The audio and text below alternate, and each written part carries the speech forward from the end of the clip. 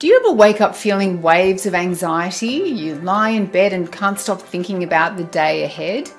If that sounds like you are not alone.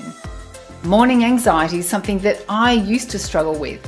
So in this video, I'm going to share 7 practical tips to help you deal with morning anxiety. I want you to have the science-backed tools so that you don't feel overwhelmed anymore.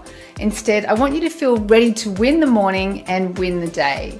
And stick around for a special bonus tip. It really works for me.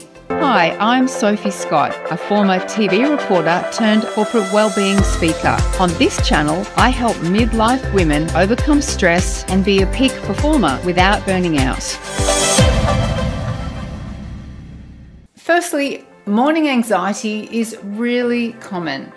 You might have those waves of stress and anxiety that kick in the moment you open your eyes. And there's a biological reason why it happens. It's called the cortisol awakening response. Now, cortisol is one of your stress hormones, and this hormone goes up naturally first thing in the morning, about half an hour after you wake up. And we need cortisol to get going. But for some people, and that might be you watching, it can be really ramping up those feelings of anxiety. It's a bit like your body's trying to prepare you for the day, but it gets stuck in overdrive.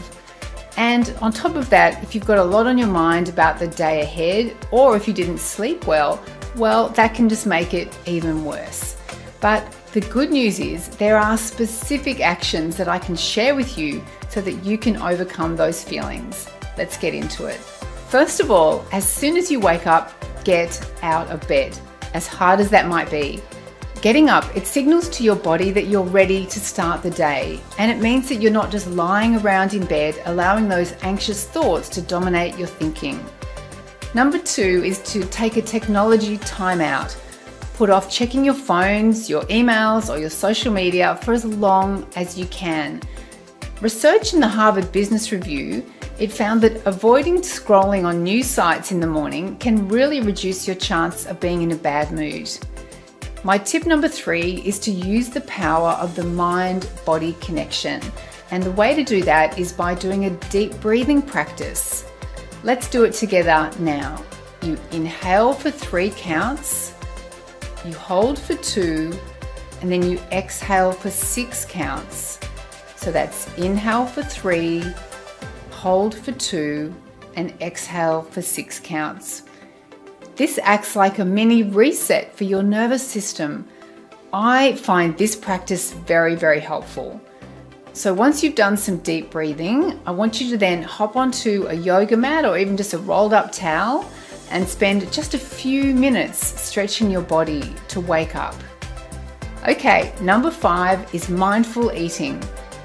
This is about making a savory, protein-rich breakfast that's going to stabilize both your blood sugar and your mood. Look, I'm pretty boring. Every morning, my go-to is just an omelette with 1 egg and lots of egg whites. I add in some greens for nutrition and some whole grain toast for carbohydrates. And I do love to have 1 coffee in the morning, but I know that limiting caffeine does help reduce anxiety. Number 6 is about doing a stress audit. This is just a brain dump of whatever's on your mind. And then you can decide what you can delegate, ditch, or delay completely from your to-do list. And the last step in this winning morning routine is to use positive affirmations.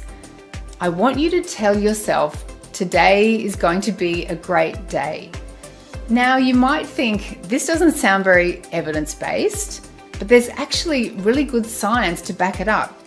Affirmations, they activate neural pathways that impact how you see yourself. And the research shows that affirmations can make you more likely to take those positive actions that we want to take. Remember, all change starts with taking those very small steps. Building those small actions into your morning routine can really improve your well-being and help you manage that morning anxiety. And everything I've talked about doing in this video, you can do it in under 10 minutes. And as I like to say, consistency beats intensity. It helps you make significant changes in your life. In other words, those little things done every day turn into really positive habits. Now here's that special tip that I promised. Join a community who support your goals. In my case, for my emotional well-being, I wanted to focus on my physical well-being.